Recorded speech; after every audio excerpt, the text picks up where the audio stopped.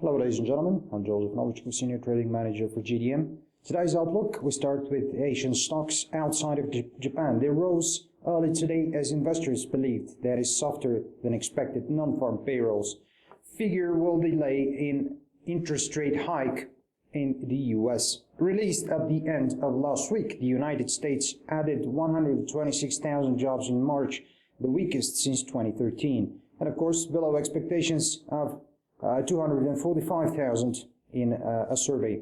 The unemployment rate held steady at 5.5% in line with expectations, while wages increased slightly more than estimated at 0.3%. Equity futures were off about 1% on Friday. The employment report affirms market view that September could be the earliest time frame for the Fed to rise rates from, of course, record lows. Now, we do not view faster wage growth as a precondition to Fed tightening, although more rapid wage growth could certainly make the committee's decision easier. We, of course, continue to forecast the first rate hike in September. Japan's Nikkei 225 index underperformed the region as a soft U.S. job report soared sentiment. The yen is stronger at the moment at 118.90 yen per dollar.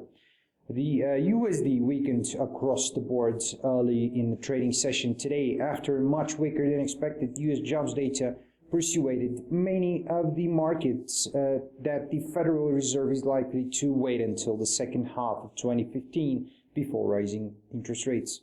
The euro was up 0.1% at 1.098 after touching 1.1018. The common currency had gone as low as 1.0864 before the surging. And a brief analysis, market participants, however, see diverging monetary policy still favoring the dollar in the long run. The Fed's counterparts, like the European Central Bank and the Bank of Japan, are deeply committed to these policies. So we still see the dollar trending higher in the longer term. The jobs data headlines was certainly soft, however, but we have to consider that jobs had been roughly growing at a pace of 200,000 a month for 1 year. The rise in earnings was also a plus.